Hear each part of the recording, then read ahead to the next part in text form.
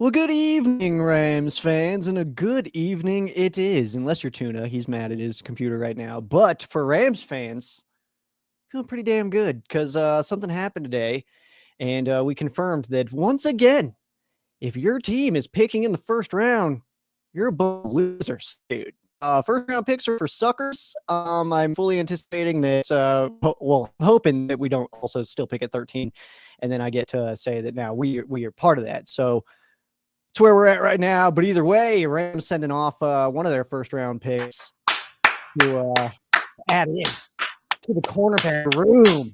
That's right. We don't like first round picks. They're for losers. I just tweeted that gif of 50 Cent where he like drives away. I was like, your team picks in the first round. God, that's fun. So yeah, Trent McDuffie coming over to the Rams, and obviously this is major news. This is something that we kind of were. The second that Les Snead is like, well, I don't know, maybe we are looking to somebody. Just start making graphics and getting ready to buy a new jersey at that point, because that's what that means, man. If them picks 2.0, yeah, we're here for it, man. Initial thoughts, I was fired the hell up. I second I saw it, the girl that does front desk at my job, she's absolutely incredible. She's a Chiefs fan, and I went and showed her, and she was at the rest of the day. She's like, I'm a little mad at this. Like you should be. I'm fired up. This is badass, man. So, from your perspective, man, what was the initial firings off? That's Tuna, by the way. I didn't introduce any of us. I'm Sheriff Joe Bags. Oh, almost dropped my water. This is a friggin' disaster right now. You go. That's how excited we are. We're all out of structure. We're trying new things. We're screwing up. I also love, before I hit our housekeeping items, FTP in our world, it's actually twofold. Yeah. F them picks and F the Packers. It works all year round. Always. I love it. But no, seriously, before we jump into it, housekeeping, being sellouts, as our fans like to call us. If you are new here, welcome. We cover the Rams independently. I am in Los Angeles. Sheriff Joe Bags is in Denver. Yep. The heart of Denver. If you're new here, like, subscribe, hang out with us, yell at us, hate watch us. And if you are recurring, just put some funny stuff in the chat. Entertain us. Dance for me. All right. Yeah, why are we doing all the work? my reaction was actually, I was kind of pissed that it happened so early. Couldn't sleep last night. I was up till like 3:30 in the morning. I was like, all right, screw it. I guess I'm watching film on people. Like, I'm just in bed watching film. Finally fall asleep. Wake up to somebody calling me like, hey, how do you feel about McDuffie? I'm like, what are you talking about? Get up. Had to crank out the graphic. Very excited. And I think this is part of the ideal offseason I was really hoping for the Rams. As much fun as it was to like do mock drafts and think of, oh man, what if they get two really good rookie corners in the first round, which is possible. But I don't think you could win a Super Bowl with two rookie corners, at least two of your top guys being rookies. The same way, I think, if my research is right, with a tackle, no team has won with a rookie tackle, left or right. I believe we're left for sure, right? I believe as well. So veteran corner to shore up that whole secondary, and then now, like, hey, you want to bring in some firepower, you want to bring in some upside, you want to bring in some depth of rookies to follow his lead. Like, this is a 2-time Super Bowl champion. This is a dude that helped cornerstone a Spagnuolo defense that everyone like puts as a top 2 defense for last few years. This is phenomenal. Like, this is a dream come true for Rams fans. I love this. Yeah, it's absolutely just a phenomenal addition. And it's one of those things where it's like, yeah, it's a lot of picks that we gave up, but those are coin tosses. You can let the Chiefs take some coin tosses in place of a really, really good player who is drafted in the first round, is looking for a new contract. So we are going to have to do that as well. So not only do you give up assets, but you also are going to give up cap space and dollars in that sense.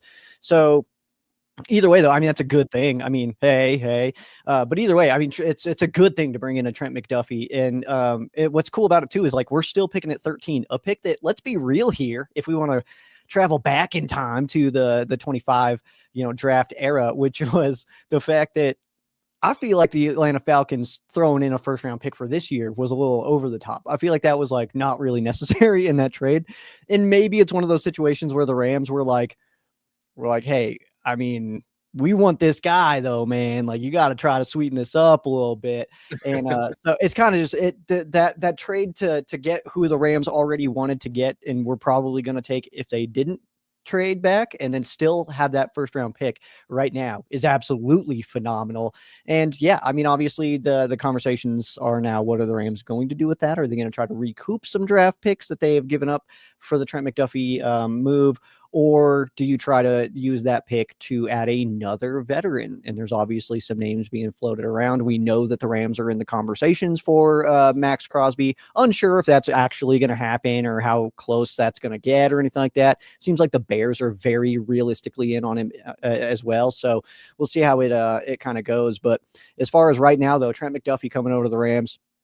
Chiefs getting obviously the first round pick 29. That was the original Rams slot, 5th and a 6th. Whatevs. We like to say whatevs, but that's also like maybe a Puka Nacua. So those are future starters. Yeah.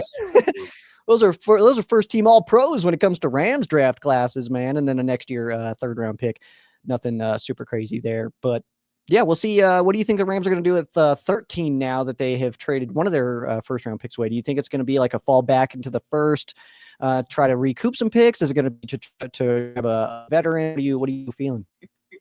At this rate, knowing the Lester specials, he may have to use that 13th pick if he's a little bit short on cash at Costco. Like if he's like, oh man, how about a first round pick? Will this cover it?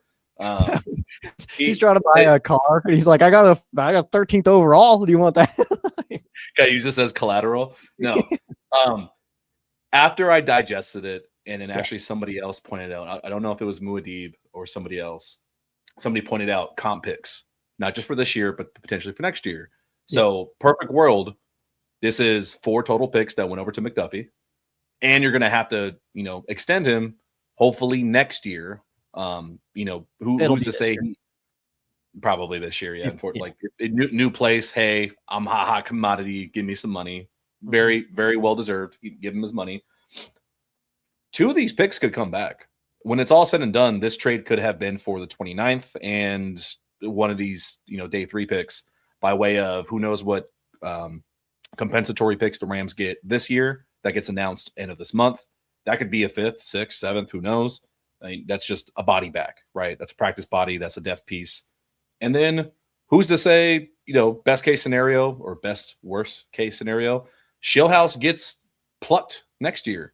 Mm-hmm. That's potentially a 3rd round pick right there. You're getting that 3rd round back. That's ideal world. Obviously, we're playing fairy tale Madden at that point. But if you're getting an all pro, a top 5 DB, top 10 DB, whatever you're going to list him as on your list for 2 picks, and he's only 25, yeah, you're going to take that all day. And he's from here, St. James Bosco. That's really, really cool. This should say, welcome home. I should have posted that on social media as opposed to welcome to LA. So really, really cool, man. Happy to have him here. Yeah, it's pretty sick too. I know Edwin commented it. That was too many syllables. At some point in here was that he's teaming back up with Puka, who they played together at Washington, and then also Quentin Lake had a picture from high school where he and Trent were playing the same team. So it's super sick, man. Super involved. Super it seems like such a perfect fit for the Rams. And then also I saw a tweet that was talking about if you ever have heard of the Chiefs players or coaches talking about Trent McDuffie as a Rams fan, you should be baseline, screw whatever he does on the football field, which is also good. But also if you take that away right now, the locker room, it's players' favorite teammate, it's players' favorite teammate. It's he will do whatever he wants, whatever you need him to do in your scheme, whatever you ask him to do, he's absolutely game for. He's not just going to go on do his own thing. So, I mean, everything that I've heard about Trent McDuffie and know about Trent McDuffie, because he's been in the NFL already, is that he is a Ram. That is the way to put it is he belongs here. It feels like this guy is going to be a long-time Ram, and Trent McDuffie coming over to the Rams. I mean, I just feel like it's so perfect. This was as soon as I saw the name, it was oh yeah, duh. That was obviously we're talking about other names. I know somebody else commented in here of what if we sign Jamel Dean here coming up on Tuesday and stuff like that. It's that, and that's kind of my point. Kind of circle back to what I was saying. Was it on Monday? Yeah. So, like, you can do as many mock drafts and stuff as you want to, but like this kind of thing happens and throws a massive wrench into all that. So like all the picks that you've done now where you've got like, well, we do this at 13 because we'll do this at 29. Well, scrap all that now. Start over your day one again on your mock drafting. So that's good news, right? The good news is there's just not really a wrong answer. It doesn't seem like at this point, like if you're a Rams fan, that put yourself in the shoes of other teams. Think if you're a Browns fan. You know, let's use I hate saying bottom of the barrel. Let's if you're a Browns fan and you got to sit here and think like, oh man, is there a chance my team takes a quarterback in the first round despite us having 17 on the roster and we have to pay for 25 quarterbacks across the league right now? One of them being in a division. We had to play against Joe Flacco and he played for us. There's so many questions where like one draft pick doesn't really help anything. It's just like, oh, cool, we may be good in a few years, maybe. If you're a Rams fan, it's what slice of delicious cake do you want? Do you want an end piece? Do you want a centerpiece? Do you want the one with Les Snead's face on it? Do you want one of the greatest athletic tight ends at 13? Do you want the USC? Do you want the home guy and Mekhi Lemon, who may be a phenom, or do you want like just the best player available? Like, there's no wrong answer at the end of the day. Like, I don't. Despite what your feelings are, no wrong answer. But before we jump into like, hey, what does that team building look like? Yeah, just back on Trent McDuffie on some trusted sources, and I didn't realize that this was the old beat writer and the new beat writer for the Rams. I accidentally did that. Jordan Rodriguez talking about Trent McDuffie. Gives the Rams a really solid presence on the outside. They love to load up in nickel and dime, but with safeties these days, having a top CB who can hold down the perimeter allows them to keep the math on their side, although he could kick inside in a pinch. He's a chess piece. We don't really need him to, but yeah, it's nice to be able to. See, don't need him to, but it gives you the option to not only move stuff around, disguise things like they already like doing, and I'm hoping start blitzing more and add a little bit of man. Now that you've got a guy who can hold his own and play press, track guys down the field, no matter what size they are. Like there's good tape on him against AJ Brown, big body guys, Quentin Johnston, keeping up with him down the field. Now you can do anything. You can blitz from depth. You can switch things up and really disguise things like I think they wanted to last year, but without just sitting back in cover 6 and cover 3 the entire time. And then Nate Atkins talks about, the hometown thing. Los Angeles Rams secondary will now be built on the backs of 2 kids who grew up in SoCal. Quentin Lake with the mention once again. So very cool, man. It's a great chess piece. It just makes the entire defense better when you can get a guy with good IQ like that. And I'm very interested to see what nuances maybe he brings ideas to the secondary room from that Spagnola tree of like, hey, maybe we can attack defenses this way that maybe Shula hadn't thought of before. Yeah, that's a really good point. And I think that ultimately, like, this move immediately just makes me like the rest of the corners more. You know what I mean? Like, it's one of those things for because like now Jimmy Lake gets to have this weapon added into the arsenal, which is awesome. But it's one of those things where like I like guys like Darius Williams. I like him a lot more as a 2 or a 3 than a 1. You know what I mean? So like, I don't dislike him. I'm not trying to talk trash or anything like that, but when we can push him down the depth chart to be covering another team's 2 or a 3 or a 4 on the outside or something like that, that makes me feel a lot better personally. And that's what goes back to like the comments I made all last offseason of like, I do think we need to get Jalen Ramsey. I think that changes our defense. You know what I mean? That'd be really fun. Dude, don't even put that into the universe, man. Cause I'm going to start pushing it. It legitimately makes a lot of sense. Like it really does. Like I already know what people are going to say. Oh, he's old. Oh, he's lost a step. He converted to like that full safety star role. He's not playing outside corner anymore.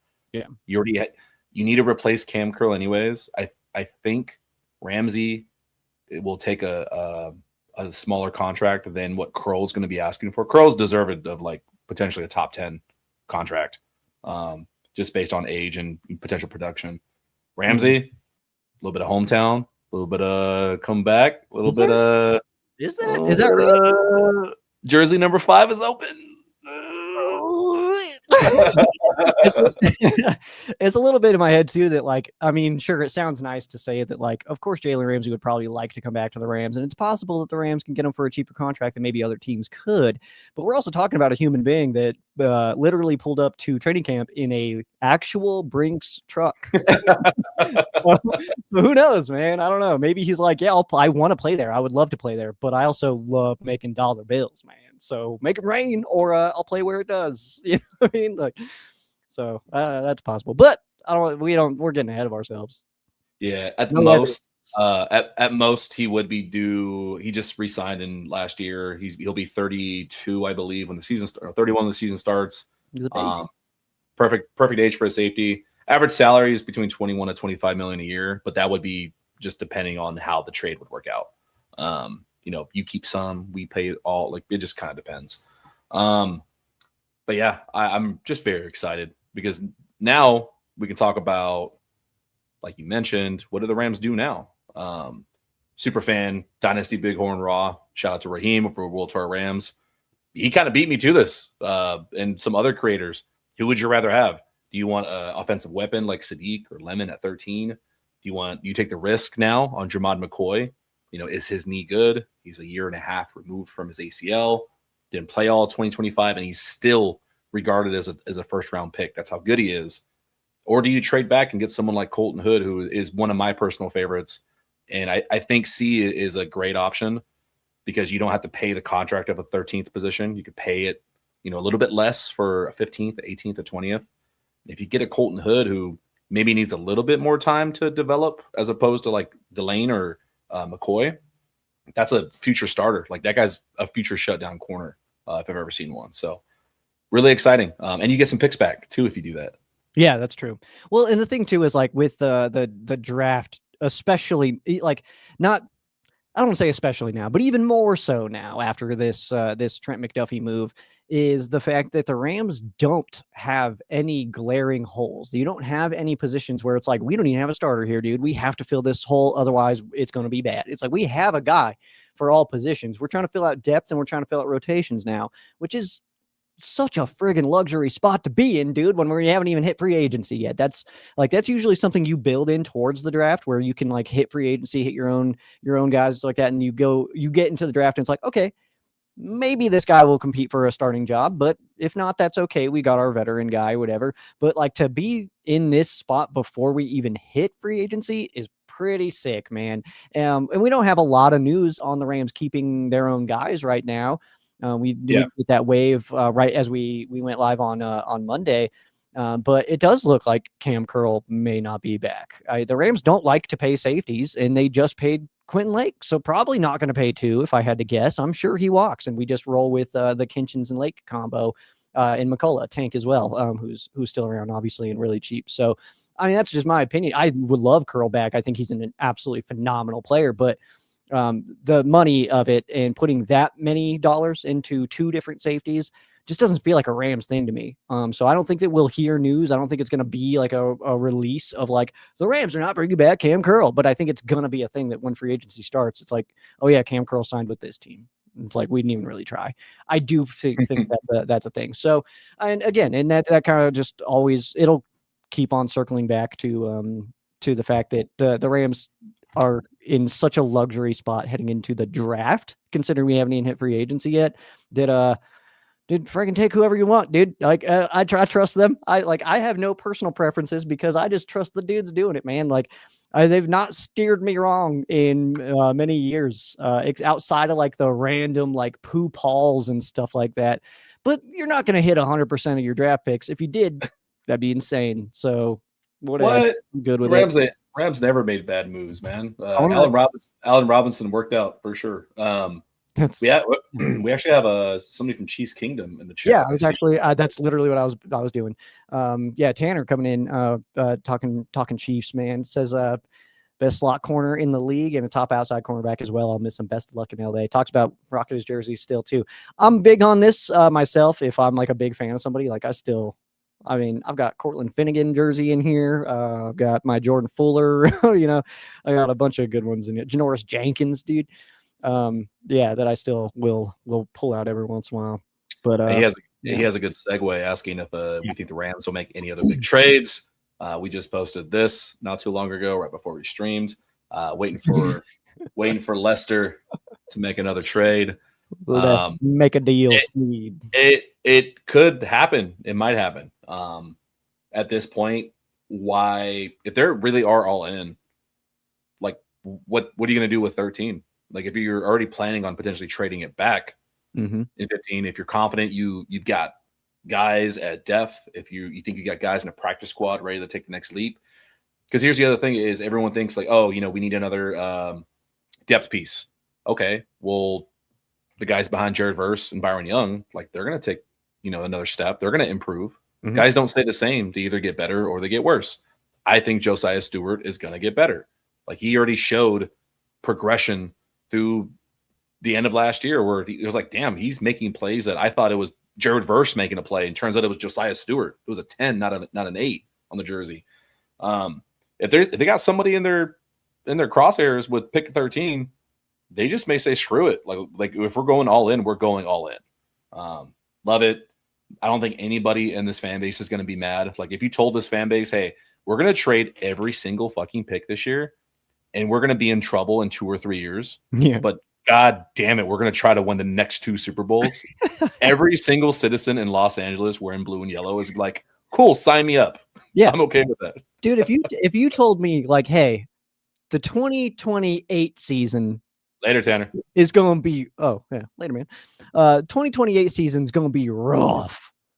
You're going to be the best in the league this year. Like, all right. Yeah, I'm cool with that, dude. Yeah, I'll take it. Dude. I'm down for that all day, every day. Twice on Sundays, always. But yeah, it's one of those things where it's like, dude, it's like, and then literally we did it already in 21. Like, I'm not mad about the 2022 Rams, right?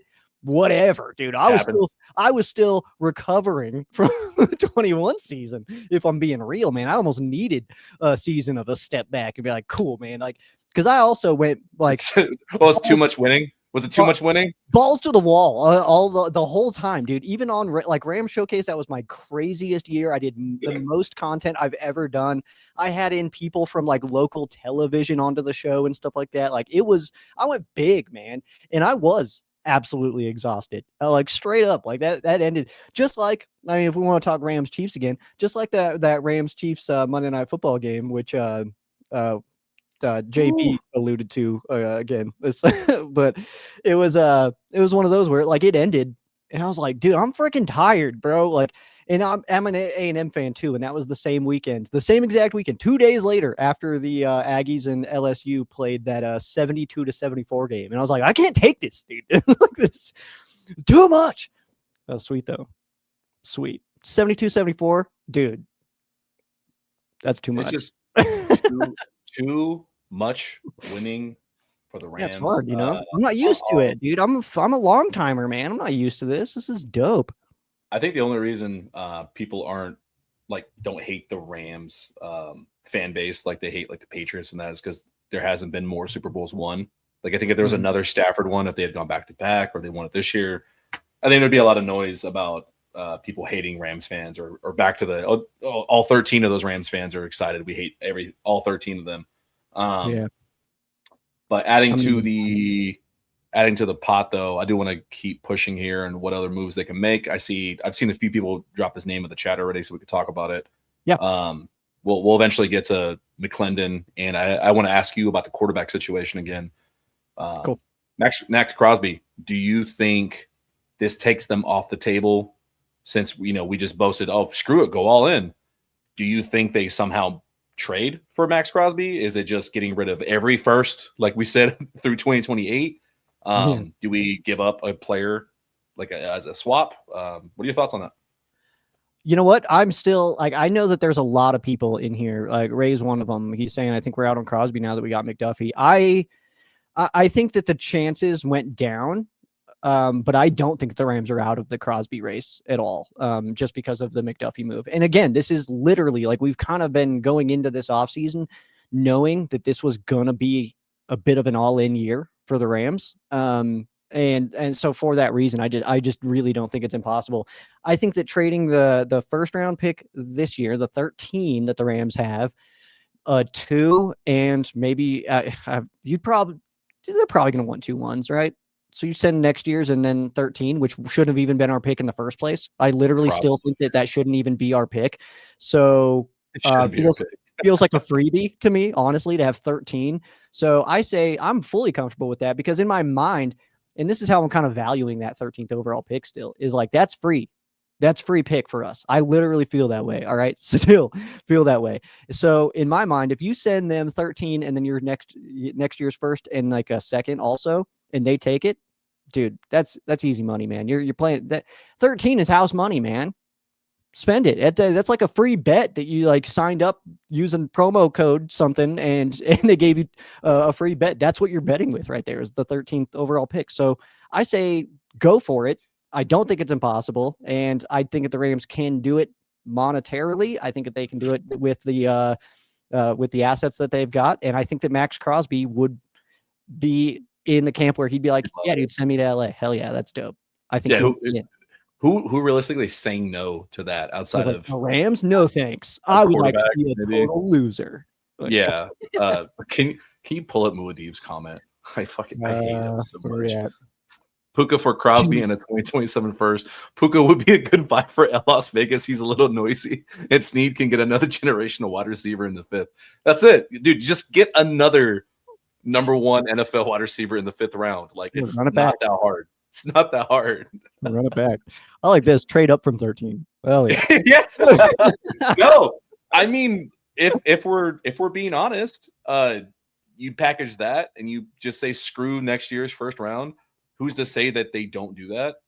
And they let's say who out of that list, do you know any names from, I know you hate mock drafts.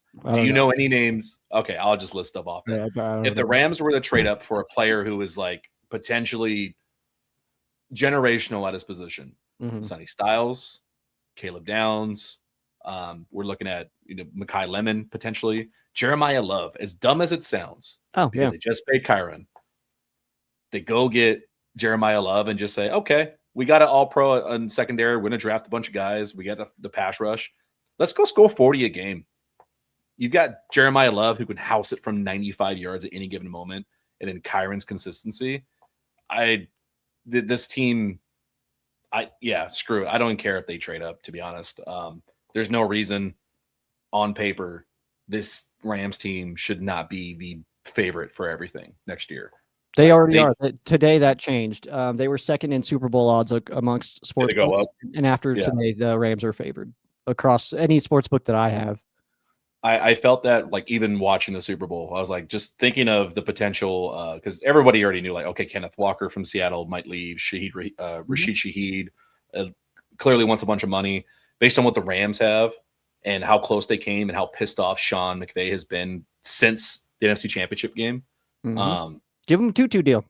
There's no reason the Rams on paper, if we're talking Madden stats, the Rams should be the best team. Like they should just look like a juggernaut, and you should play like a fucking juggernaut. Like there's no excuse for it. I don't care if somebody gets like hurt. Knock on wood, they're deep as well. What's his name? Kenyon Sadiq. Yeah, Kenyon Sadiq. Get him. Go get that freak tight end. That'd be sensational. Well, the thing is too is that 13 is pretty high. Let's be real. 13. Yeah. I always kind of ballpark them is like I don't look at 1 to 10. I always look through 1 to 12. I just feel like that's more. It just makes more sense. We have 32 teams. I don't know. In my head, it just makes more sense. So I go to 12. But we're just on the like prime numbers. Sure, I don't know. You don't like prime numbers? 13 is awesome. I'm just a really big Kyle Bowler fan, actually. It's Thad Lewis. Who else? Gus Farrat, I think we're 12. Okay. Also. Okay. Edmund Bailey. Okay, come on. Anyway, that's not the game we're playing. But either way, 13's really high, and if the Rams are still on, like they hold on to that pick, there's going to be. It's just gonna happen. There is going to be a player that the Rams do not need at 13 that is going to be available. It's going to be one of those players where we do not need him this year, but if we take him the 28 season where we're going to fall apart, he's gonna be our best guy that year. You know what I mean? Like he's gonna be good for that run and help us do that. It's gonna be a situation like that. And I don't think it's impossible that it's somebody like Love. I mean, we know that the running back position in drafting and stuff like that could absolutely be somebody like Love falling to 13. And if he's on the board and you're sitting there, take him. Absolutely take him. I don't think he will be. Yeah, I was gonna say, but that's the thing too. Is it like it's absolutely possible? You know what I mean? We got a bunch of bozos out here last year thinking that that Shedeur was a first round pick, not even close. You know what I mean? So like it's that thing too that like you could look at the other teams ahead of the Rams and look at their running backs too. And it's like if you've got a team in here like say the Chargers or something like that, I don't think they're ahead of us. But like teams like that where you look at their running backs and be like, yeah, they probably don't need somebody. But then again, that goes back to the Todd Gurley draft. We didn't running back either, but I don't know. Now I'm talking in circles. Mine. I love how last night I talked about like, hey, just hypotheticals. What if the Rams do just draft, Kenyon Sadiq, Jeremiah Love, or they just go offense in the first round? That's not like your team gets better. Your team gets generational at that point. Now that they got McDuffie, now it seems like everyone's on board with it. They're like, yeah, let's do it. But look at like this guy looks like a creative player. Like he's 6'3", like 240, runs a 4.4. Watching his film, like just watching the way he leaps for vertical seams, the way he separates from safeties and linebackers, it's like really not fair. Like in the fact that he and Terrence Ferguson were coming from the same school in back-to-back years, it would be very annoying. Like imagining 12 and 13 personnel with this guy on the Rams is very, very funny. But yeah, I'll be honest. I think the Rams go offense if they hold at 13. Probably. I think the Rams want to go powerful on offense. Yeah, I don't know, man. I'm not convinced. I'm not convinced that the Rams sit at 13. I think if the Rams do try to add a veteran, I think that we're in a spot right now where, and not to say that there's no rookies that could help us, because that's obviously not true. There's some very talented players out there, especially in this draft class at the top end. But for this team, again, I was kind of keep on hammering that this team is in a position to win this year. If you think that a player can make you better than any of these rookies, you trade that pick. You trade it because you're going for the Super Bowl this year. You're not playing. You're always kind of have the future years in your head, but this season specifically, those seasons are a little quieter. 2026 is the year that you need to be damn good at football, and you need to do everything you can to be the best football team this season. If 27, 28, 29, 30 suffer because of it, so be it. Win the damn Super Bowl this year. Go for it, man. You got way too damn close these last two seasons, barely losing to Philly, barely losing to Seattle. 2 seasons where it feels like if you win those games, you are Super Bowl champs. Do it this year. Stop playing around. Go do it. If you think that a veteran can help you than any of these rookies, get rid of that damn pick and go get the veteran. Take the whole damn draft off if you need to. Who cares? Let's just win a damn Super Bowl. Yeah, I mean, preach gospel. Everyone give him a little. I forgot what it's called. This is not tea right now, but give him the. It's giving. It's giving. No, that's been my mantra for best player available in this draft. If there's not a veteran you can go get that makes sense. Obviously, you gotta play cap gymnastics and everything. Even though Gladstone, the executor of all that, is in Jacksonville now. Yep. I don't care if he's a rookie or a veteran. That 13th pick, it just gives you a bunch of capital. It's like a credit card. Somebody there is an X factor. You don't need even if the Rams don't need him to start. Like there's not a need of like, hey, now we don't need Mansour Delane to like just fill the void because there's no one there. But you can get a Mansour Delane to change a game. Like the way I look at it, look what Seattle did with Emanwari. Emanwari was so good that he changed the tide of some games just by being an X factor. Same thing with any of these guys. Like you may not need them, but sometimes if a guy is just freakishly good, even as a rookie, all you need him to do is make one damn play on one drive of one of the biggest games of the year near the end of the year where your scheme wasn't winning it, like in the NFC Championship game. Like, I just need you to block all that out, and I need you to just go be you. Be the best player because you're the best on the field right now, and you're going to help win the game. because I adding a little bit of that juice is just going to help the defense as well. The other part that we're missing from the whole Trent McDuffie conversation and tying into elite talent, whether it's draft or trading for a veteran, is just the mindset. How pissed off I was after that game of hearing Kobe Turner talk about, like, after the first drive, they were confused. They're like, "Oh man, we thought Seattle was going to roll over." In what world? In what world did you think that just because you were close and you had them last time and you think you're better? In what world is any team in an NFC title game going to just roll over because you're big and scary?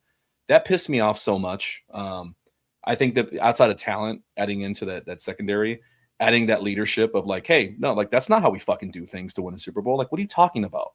Like get rid of the fear none mantra, because clearly it didn't stick. It did not resonate with the players the right way. Get rid of it, make a new one, and get these guys locked in. Go get a fucking X Factor. I don't care if he's 20 or 35. Just get someone. Yeah, it's fair, man. And yeah, and kind of talking about last season, it's like it's weird to me that the Rams had that mindset going into that game, because that the previous matchup was so close.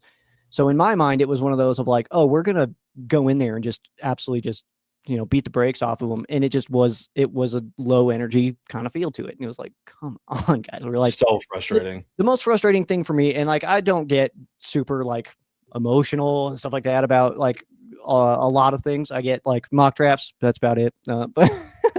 But no. I was pissed because of all the things that that I rage about, and I'm quick to anger right away, and it takes me a few moments. Yeah. The number one thing with consistency, or I guess there's two things: bad quarterback play. Mm-hmm. I just can't, I feel like there's no reason for it. It's like, it's okay if you fail, but at least look competent doing it. Like try, and just bad focus, lack of energy, and lackadaisical football. The Week 5 Niner game, the Week 16 fourth quarter, and the NFC Championship game. Hell, the Carolina Panthers game as well. Mm-hmm. Like a lot of that it felt like effort, and it felt like just focus. Like there wasn't one person on the defense that would just go around and smack the shit out of everybody like AD would, and say like, if you don't nut up right now, I'm gonna beat your ass in the locker room after this game myself. Yeah. And I think Trent McDuffie might have a little bit of that dog in him. So hopefully he's in there. We needed all those guys that would kick someone's ass in a locker room, like Steven Jackson and stuff like that. It's like, we need those kind of guys, man. Those guys, those are our people, man. But the thing that gets me so mad, man, and like I did kind of walk away from the NFC Championship game that way, was the emotion of there's no reason for me to be slamming beers in Colorado and for me to feel like I care more than the players. Like, that's absurd, man. Like what is this? Am I doing the wrong thing? Am I caring too much? All right, I'll get out there and play. Hold on. Yeah. All right. I'll do it my damn self, man. Yeah. So that's it. We'll do it live. There was a comment in here from Asteroid Boss. No, we need Shula to stop stunting. Yeah. Somebody said Edwin said, I need Shula to blitz more, and then I was responded with, no, we need Shula to stop stunting. All true. Like they had to do it so heavily and not blitz at all because they couldn't do it realistically on the back end. And before we're going to dive into McClendon and the right tackle situation here as well. Mm-hmm. But the whole narrative around that, and I'll revisit something Jordan Rodriguez told me at Super Bowl Radio Row, was the whole purpose of why they felt great about the DB room.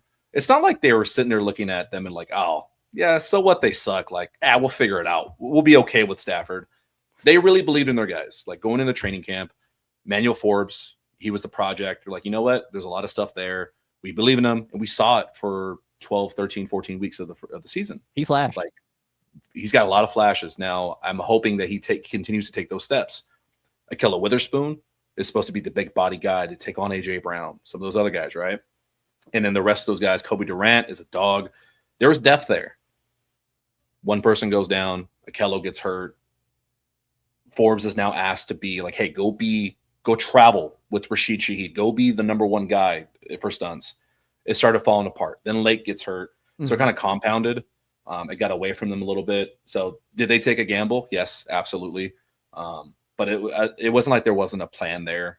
It was a big risk they took, hoping that the whole team would be cohesive, and they just fell kind of short. Despite all that, they got to the NFC Championship game, which is frustrating, but compared to the rest of the landscape of the NFL, I mean, that's pretty fucking damn good. Like if we're sitting here bashing the secondary so much and they still almost made it to the Super Bowl, and let's be real, if you win that game, you're probably rolling the Patriots the same way. For sure.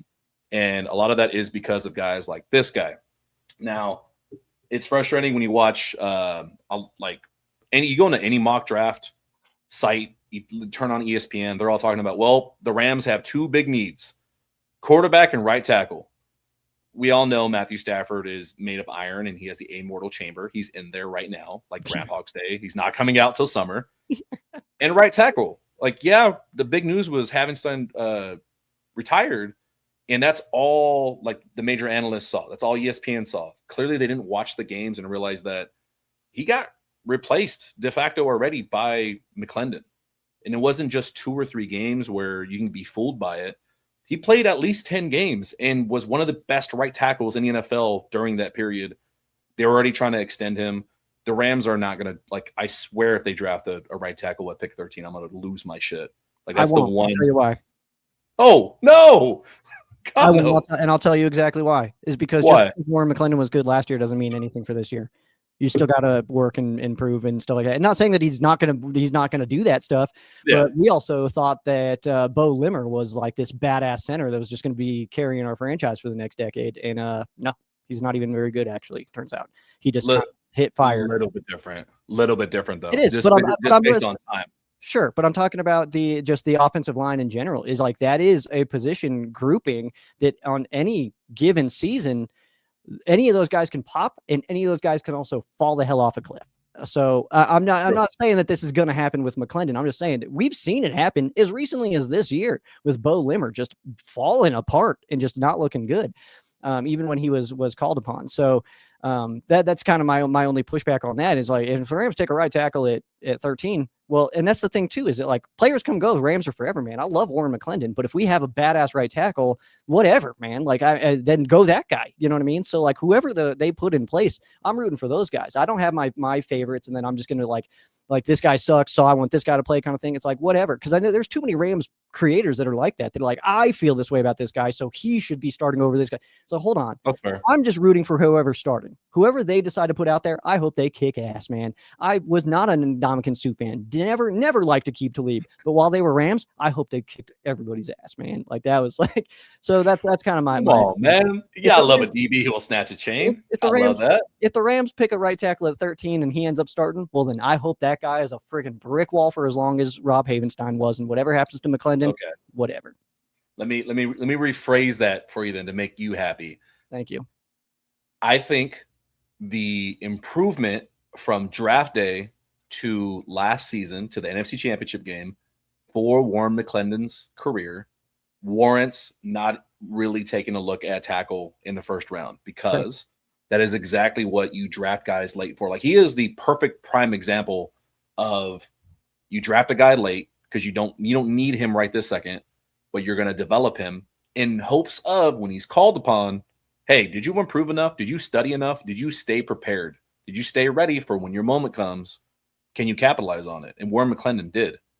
He was a 5th, 6th round. I can't remember exactly his round he was drafted. 6 out of Georgia. 5th or 6th out of Georgia. Part of the Puka Nacua class. Yet another starter taken in day 3, where he developed, and like people are like, oh yeah, well the Rams have a super team. It's like, yeah, the 6th rounder, he's a superstar at right tackle. Undrafted tackle. The left tackle's undrafted. The random set of 4 white tight ends that if you swap jerseys and helmets, you can't tell who the hell is who. Mm-hmm.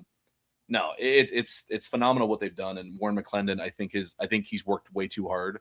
I don't think, even if they brought in a first round tackle, I don't see him getting beat out. Like it's how confident I am. Because think of, since he came in, maybe that first game when you're like, oh, okay, let's see how Warren does. But since that first game he came in, like nobody like thought of the right side at all. Like half the fans, I feel like, forgot Rob was even hurt. They're like, oh yeah, That is a different guy. Right That's tackle. a good thing. Yeah. And I will say, I do think that he's done enough to warrant confidence in not feeling like you need to take somebody at 13 to fill up that spot or anything. That's what I'll say about that too, is that I do think he's done enough for that we should be confident that he can handle bidness. I do want to talk about one of these comments that I saw. Bidness. Yeah, we got some good questions in here right now. Yeah, we do. If you see any, hey, Rams active. Says Rashid Shaheed would tackle both of our wide receiver 3 need and our kick return need, and I couldn't agree more. This would be flawless comp for X and stuff like that. It would be really fun to see. I think Shaheed would win that. But my point on Shaheed, and I wish I knew what those conversations were sounding like right now with Shaheed and the Seahawks, because it doesn't sound like they're close, and it does feel like Shaheed is going to test the open market, along with a few Seahawks, by the way. It seems like they're having a hard time bringing people back. But Shaheed, I'm in the camp where if you were willing to give Tutu Atwell a 1-year, $10 million fully guaranteed contract, you should be willing to give Rashid Shaheed a fully guaranteed contract for more than that, you would think, right? I don't know what those conversations with Seattle are sounding like, and I'm not sure what those dollar amounts are like, but what if he is just looking for a good 14 guaranteed? I would do that in a heartbeat. I'm trying to look to see. I don't know what a comparable. I mean, it depends on who his agent is. Well, do they have his market values? That's what I'm looking for. We're just gonna type now. You guys are just gonna watch us work. Hell yeah, man. As of March 2026, market value is estimated to be approximately 14 to 15 per year. Projected contract by Spot Track, 3-year deal about 42 million, which would be 15 to 18 million per year. Which, let's be real, if you're going to give him 15 a year, 16 a year, as compared to what you got out of Tutu, and you're inserting a guy who is an immediate dynamite kick returner that solves a third of your game on the return game. I'll sign it right now. What's the contract? I got you, man. I got pretty that right now, man. Pretty solid deal. But I will say, like, that things like that, if they are going to keep hammering heavy, some veterans, then I do think that they trade back. Not even out of because somebody they want isn't there, but almost out of cap need. Because I think the top number 1 pick, I think Fernando Mendoza will get like 40 million plus. That's about what Cam Ward got. Mm-hmm. And then the 32nd pick is somewhere around 10 to 12 million. So like it drops off after that first pick. How much is needed? Like, if they want to save 5 million, maybe they trade back to spot 20 and take somebody. You can find your draft allotment and what your current picks are at and what that'll cost you. Too late to Google all that. But no, I would love that. I would love Rashid Shaheed to come here. It feels too good to be true. Like signing a division rival right away. That seems to only happen to the Rams. Like Rams players going away. So I'm not gonna count my nuggets on Rashid Shaheed or Kenneth Walker coming here, things like that. Kenneth Walker is an interesting name that people have been bringing up to me, because in my brain it's like, no, like he's just going to go somewhere else. Like, we're not going to pay him. We've got we have a paid running back already on our roster. We're not going to pay another one. Like, we just did that. So, by the way, our current cap allotment, that's inaccurate because it's still including 29. Because we have 2 6s and 3 7s, so we're still 2 5s. But that has us at 16.8 mil for our current draft allotment, and that's fine. 4.4. That's what 2 first round picks. Yeah. Yeah, 4.4 for that 13 is the cap hit for the 13th overall pick. If I recall Sean previously just mentioning, just off the top of my head, something about they like keeping 10 to 11 million just for the draft itself. They like kind of keeping that. That's about what it is. Not saying it's just for the Rams, but I'm remembering him saying that. But but yeah, and then obviously all the cap gymnastics that the Rams tend to always freaking do. Yeah, so who knows? Salary cap's not real. Whenever somebody starts like, well, we can't afford it, it's the cap. It's like, well, you can always you can change it. You're like, the Eagles were paying everybody last offseason, and they were just they had everybody in the building. It's just they had poor coaching. So this past year. That guy is such a bummer of a coach, dude. I'm so glad that the rest of the world is seeing it, and I'm not just like gaslighting myself anymore to be like, this guy's not a good coach. What are we talking about? It's like he's yelling at fans in the stands right now. This is your hero. Like, what why is he pulling a Marcus Peters yelling at people in the fans, man? Like in the stands. This is crazy. Like it's like a player, Marcus Peters, like, hell yeah, dude, get that guy. But a coach? No, man, what are you doing? Like, chill the hell out. I'm trying to find that tweet. One guy that did show that he is available. Trey Hendrickson. Any thoughts towards him at all? I mean, he's a free agent. The Bengals once again showed why they are the Bengals, the Bungles. Yeah, man. They squandered the window that they had.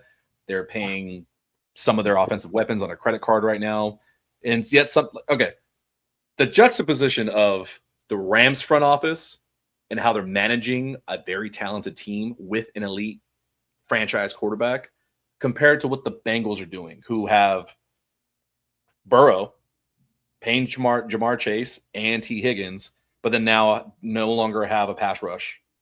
They got rid of their best running back a few years ago. Like, they keep letting guys go, but they have nothing to show for it. And I'm so confused by it. Like, it's one thing if you're developing talent at an elite clip.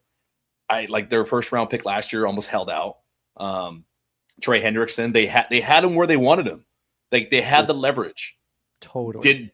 Didn't get him on a franchise tag, didn't get an extension. He played out the season. They had a terrible, awful season compared to what they should be.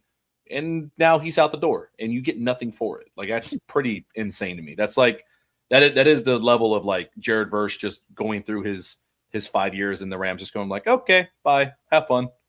Like, not even a trade, nothing. Yeah, like, that's insane to me.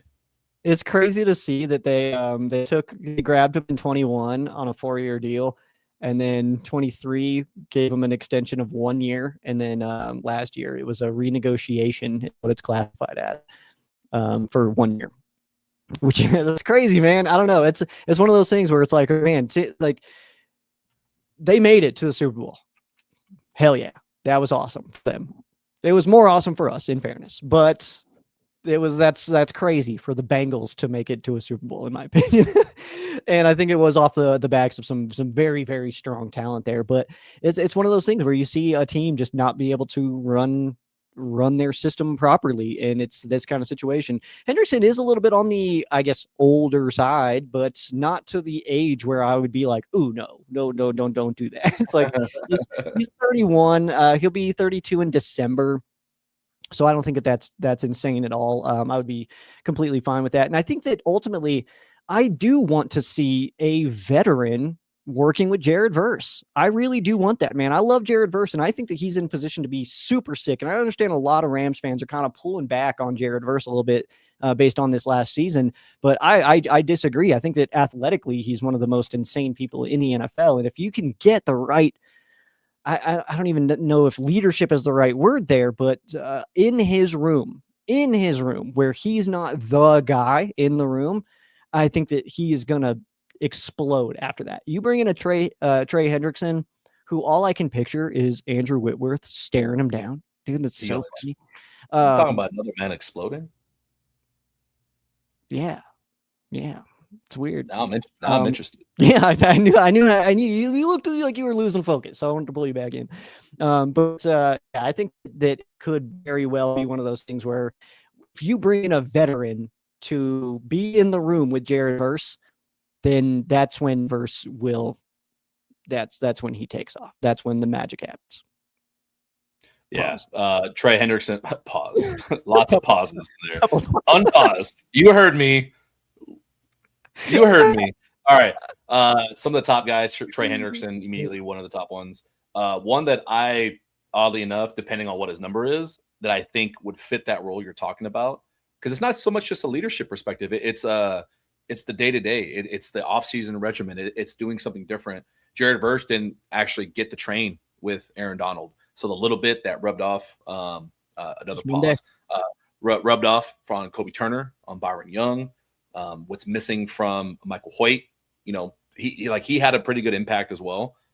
Like, just because a guy is not like the guy on the field doesn't discredit what they do behind the scenes. And we're going to talk about one of those guys in the quarterback room here in a minute.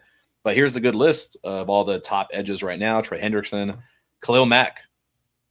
What's his number going to be? It's pretty high here. But again, probably not that crazy, honestly. I feel like he's going to come in way lower than that to play for a team where he can go try to actually get a ring. I'm just saying, man. I'm not saying. I'm just saying. You know? I love Khalil Mack. Khalil Mack is just straight up this lunch pail, like from his days at Buffalo. Just hey, give me a helmet. I want to go hit guys, and I'm gonna shut up while I do it. Like pay me my money. I won't hold out, and then let's just go ball. There's a universe, by the way, where the Rams in that draft take Khalil Mack at 2 and then Aaron Donald at 13, and we rule the world. there's a timeline where that exists. All right, that would have been insane if Sean McVay and Les Snead were cooking at that point. But I know Sean was in diapers when that draft happened. I'm saying if we could time travel, no, Khalil Mack, because even if it is $18 million a year. $18 million for a guy that's going to help lead the charge and shore up that edge and teach your guys for the long run some things that they missed from Aaron Donald. Khalil Mack has been playing for 12 years now. Like obviously he's doing something right. Hell, he had a game with like 4 or 5 sacks last year, didn't he? Like he was completely crushing somebody. And you want him to come in and play that Von Miller role of like, okay, cool, you're not every down, but you're in there to finish games. I think Khalil Mack, if you give him a change of scenery like that and say, hey, let's go win a fucking Super Bowl, he's going to look like he's 28, 29. I guarantee it. That would be a lot of fun.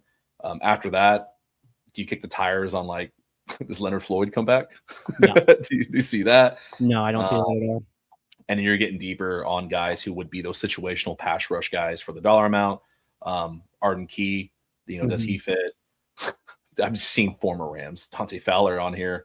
Kyle Van Noy could be another veteran fit there for like, hey, you're there for third downs and you're there to just help keep these guys in line. Yeah, third down and in the fourth quarter, you get a little bit more action when we're down. That's where we need you, man. And fire away. You're good there, Absolutely love Kyle Van Noy. But yeah, there's a lot of guys on here that obviously, unless you're watching every single down of every single team, we're probably missing something on one of these guys to where they'd be super worth it. Davenport would be really interesting. Marcus Davenport, yeah. Dafe Owe, maybe him as well. It would be sick. And the Chargers are dumb as hell if they don't bring him back, honestly. They traded for him last year from the Ravens, and he immediately made their defense better, man. Straight up right away. He was all over the place, man. He was a really strong pass rusher for the Chargers last year.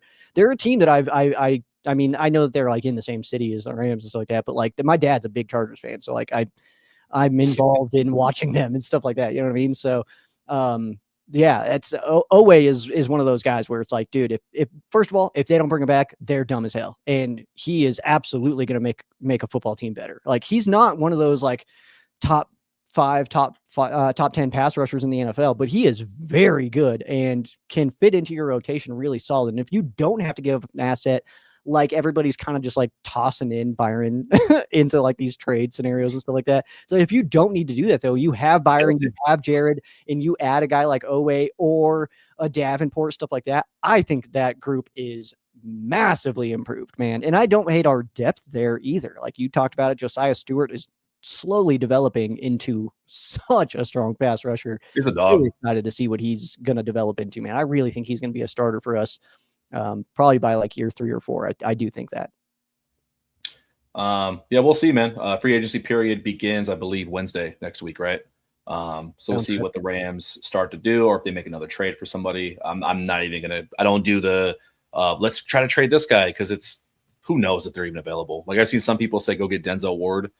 Who knows if he's even available? Crap like that. But one last priority that I do want to hit on. We talked about it on Monday, but I want to talk to you about it again. Because I think screw the cap. I think you kind of convinced me that the cap isn't real yet again. Yeah. I think priority is Jimmy Garoppolo. I truly do. I'm doubling down on it. I think the ideal situation, go get Jimmy. That's your quarterback too. Like, why even think about it? Why worry about having to reincorporate somebody else or having to take the gamble like you took on the secondary last year? You're taking it on your backup quarterback. Like, as much as I believe Stafford is going to play through anything, if he goes down for a few games, like, is Stetson Bennett ready and can he win the games for you? Like in later in the season, Jimmy has to be a priority. Add in the fact that I can't say his name right ever. Is it Ragone? I don't know. Ragany? I don't know. Let me Google Ragany? While you look up the pronunciation, I think it was intentional and how they worded it too. Sean said the things that we're going to be asking Nate Shieldhouse to do this year, we were comfortable in really wanting Dave to stay with the quarterbacks. Ragone. Thank you. Yeah, nice. I think you can almost flip it as well to where like, hey, the things that we need Dave to do, I don't want to take his time away and have him do even more shit. Not to say his job is less important, but no, it's pretty damn important because what if we bring in a rookie to develop? If we bring in a rookie to the Ragone, if we're bringing a rookie to develop, Dave is not the OC. He's staying with the quarterbacks. So that way he can actually have the time to develop. Let's say my favorite guy, Joey Aguilar, keep name dropping him. They can actually bring him in from Tennessee, have him go up against Stetson Bennett for quarterback 3. Your quarterback 2 is not gambled. It's taken care of. But if a late round rookie can beat out Stetson Bennett, who's been here for a few years already, you might have a guy. And if he can't beat out Stetson Bennett, no harm, no foul. Like, he's not the guy because he couldn't beat out your QB3. So you kind of start testing the waters on where the bar is, where the water level is for finding that future replacement for Stafford. You start kind of, A/B testing what you want. So I think Jimmy Garoppolo is a priority.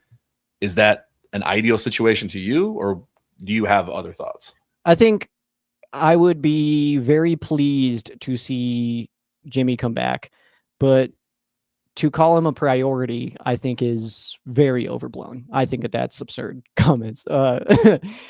Priority is wild for a backup. Like especially quarterback. Yeah. When you have the Iron Man as your QB1, where literally QB2 has been an irrelevant position for as many years as Stafford's been around for us, I don't think I would call it a priority. Could Stetson Bennett do enough? Maybe not. I'm still surprised that there's Rams fans that think that he's developing into our future guy. No, he's not. He's a depth quarterback in the NFL. That's just what he is. It's fine. It's not a bad thing. So I'm not trying to talk trash on Stet Benatar, but ultimately that's what he is. He's just a backup quarterback. Yeah. If you need him, cool. If not, even better. Be real. Yeah. But Jimmy is one of those guys where, I would absolutely love to see him back. I think he's a solid QB2. We saw how much having a veteran presence like that actually helped the Rams still get work done in training camp. If you have Stetson Bennett and a rookie quarterback last year trying to get this offense ready, probably start a little slower. Let's be real. We probably don't put up 17 against the Texans like that because everybody else was in a good rhythm, having a competent quarterback be your backup. So for that reason, yeah, I absolutely want Jimmy Garoppolo back.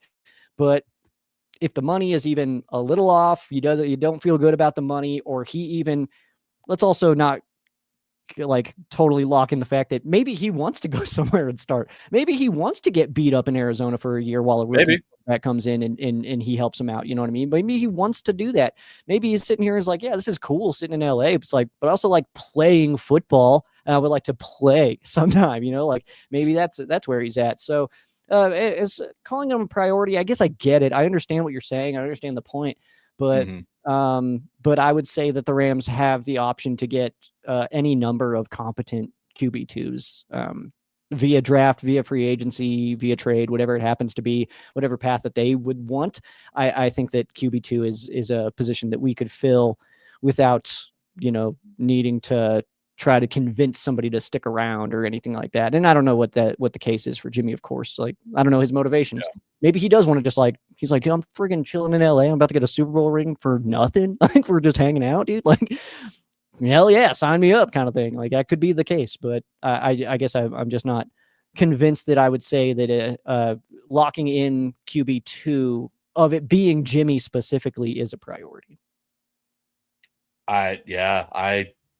What's the quarterback 2 is the least important position on your starting team until it's not.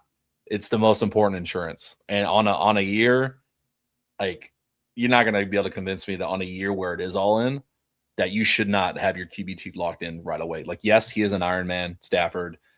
I've had to suffer and live through my other quarterback idol, Peyton Manning. I had to watch him trudge through that final season of where he won a Super Bowl. That was bad. God damn. What was it? I forgot who was talking, but somebody was talking about that final year with Peyton Manning where he would come in some drives like, hey, run heavy and play action. I can't feel my hand right now. And then he'd come back the next drive like, hey, got the feeling back. And he's airing it out and he's throwing a 20-yard seam like on a rope. And then the next drive, can't feel my hand again. Like, not to say like anything like that will happen to Stafford, knock on more wood, but why take the gamble? Like, why take the risk? Because if we're sitting here, that's the thing is, I'm saying it doesn't have to be with Jimmy. That's my whole point on that. Is it like you referenced the Peyton Manning season here in Denver, in my hometown of friggin' Denver, I guess. Yes, yeah, but let's also look at who was taking in those backup reps. Friggin' Brock Osweiler, dude, was still holding it down for that Broncos offense, which brings me to my other point, which would be the fact that, like, dude, just go get somebody. Get a quarterback, man. NFL quarterbacks are good at football. They've been training for this since they were 4 years old. Like, just go get somebody. It doesn't have to be Jimmy is my whole point there. Sure, Brett Rippon. Jimmy, if Brett Rippon shows up to this freaking team, I swear to God. No, you said they're good at football. You said they're good at football. Most of them are, not friggin' what's his face? I don't live in Denver, Moody. I live in Colorado Springs, which is basically like calling LA San Francisco. Okay, I just want to put that out there. Tommy DeVito. I'm having a. You got Cardinals. You got QB mugged hard. Brett Rippon is the mock drafts of quarterbacks. Okay. That was clean. But to end my point though about so obviously with the QB2 in question, I did see some comments, people talking about like, oh, we're not going to take a QB, this and that. I'm not talking second round, third round, fourth round, any kind of move up. I'm talking like the Rams do have 3 7th rounders this year. They still have a 6th round pick, despite giving 1 to Kansas City this year. That one of those picks could be any of the developmental quarterbacks that maybe they have their eye on. Mind you, and I know you hate this guy as a quarterback. I know you don't believe in him. The 49ers found a franchise quarterback with the 7th overall or 7th round pick, Mr. Irrelevant. Mm-hmm. So there are gems there, despite this class being seen as not strong. That means there may be somebody that needs a little bit of TLC, needs a little bit of actual coaching. We'll see. Is it a Taylor Green? Is it my guy, Joey Aguilar? Who knows? But I think wasting a 7th round pick is not wasting it. I think it would be like really, really cool to see them take a guy in the 7th. Or he could be an undrafted free agent. Who knows? Yeah, that's true. I think that my only hang up with your comments here is the word priority. I just wouldn't call it that. I would call it a secondary option, a secondary priority. I would say it's like there's so many other names that I would put ahead of Jimmy of like the Rams should bring this guy back. And it's names that the Rams won't, like Cam Curl. I mean, it's names that I think are going to go to other teams that I would say are more important than bringing back Jimmy. Brett Rippon, welcome back. You just love Jimmy so hard. Dude, I'm sorry. When I saw him at camp, when I saw how handsome he was, I got so pissed. You got swooned. Yeah, you're getting that's crazy, man. It's very frustrating seeing humans like that attractive. Like that's not fair. That's not okay. Don't do that. Stop that. I mean, I'll be honest, and this is not like intended to be like that's a weird thing for you to do, because I get it, whatever. But I've never been in that spot, man. You've never stood that close to Jimmy G. That's a good point. You know what? Maybe that's true. I did see him closely, but not to the extent of you. So yeah, this is an interesting comment too. If Downs is available at 13, which probably not. Let's be real. If he's sliding and he gets to like 7 or 8, somebody probably jumps us. So. Yeah, I know the people were talking about his potential degenerative knee situation with the ACL. I think it's always funny how that stuff comes out now. you know, right before he's about to get drafted. Where was this conversation in NIL? Where was this conversation the last 4 years? But now all of a sudden it's a concern, and who actually knows like what the hell that's supposed to, you know, even supposed to mean, or who is even putting that out there? Whose camp is it? Who benefits from that information being out there? Always ask that question. Always anything that drops ever, it's who benefits from this. Probably later teams that are picking a little bit later that are trying to get a quarterback. Just yelling into the void like, he sucks. Don't take him. Don't do it. That guy's a bummer. And then they take him and they're like, wasn't that guy a bummer? It's like, no, but he's not your bummer. He's ours now. So shut up. We'll finish up the quarterback conversation with Aiden's comment there. What do you think the plan was for Stetson Bennett since he got drafted? I think best case scenario is you find a diamond in the rough, a Georgia dog who can be like a la Brock Purdy, like, oh, hey, like we found this guy just in the trash and all of a sudden he's really, really good. Or at worst, he's your consistent QB3 camp body that gives guys good work, throws good balls, gets your rookies and your wide receivers 6 through 10 the actual real looks. So you can see as a coach, like, hey, is this guy joining our team? Is Konate Mumfield on the practice squad or is he a starter? Those jobs are really important. The stuff that we don't see on game day, but they add to the quality of the team that you do see on game day. That's why I'm so adamant on Jimmy Bean here because of the work he did last camp. Like the offense was not ready as well as it was without Jimmy G. And I think that speaks volumes of what he can do. That's fair. And I think that my comment back to that would just be the fact that like, it's not Jimmy G's not the only good QB2. You can get another good. You're right. He's the best. Yeah. As far as my comments on what I think the plan was for Stetson Bennett since he got drafted, I do think that he is living his expectations. Preseason quarterback who is definitely good enough to get you a good look at the depth of your weapons, your tight ends, your wide receivers, your running backs. He's good enough to do that for sure. But I don't think there was ever any intentions of him developing into a QB1. If that happened accidentally, then hell yeah. But I don't think that was like the plan to like, let's get this guy, let's get him sitting, let's get him learning. Yeah. Like, I don't think that was ever the case. But also 32 of those jobs in the world, man. Like that's most people aren't set up for that. You know what I mean? Like and honestly, there's 32 of those jobs available and probably half of them are filled with people that could get improved on. Like you could get somebody else in there and probably do better. So I don't know. Really, the Packers are about to screw that up. They're about to get rid of their better quarterback. I'm so excited about it. That's so funny, dude. Jordan Love's so normal. Let me see. We hit McClendon. We hit quarterbacks. Hit all the trades. I think we hit all our bases. Did we do the thing? We did the thing. We did it. Let's see. I'm trying to find something good to ask you a question to close out here. Okay. I'm gonna. You gave us motivation last time. I want the fans to get to know Sheriff Joe Bags a little bit better. Oh no. I'm gonna treat you like Miss America right now. Okay, real fast. One question for you before you ask me this question. Oh no. Who would win in a fight? 1 Aaron Donald or 40 Brett Rippins? 40 Brett Rippins because they would all stumble over each other and confuse Aaron Donald to the point where he would just pass out from exhaustion. But he would actually need to fight 10 of them because they all like Anyway, go ahead. Muad'Dib actually gets the point here with miscongeniality. No.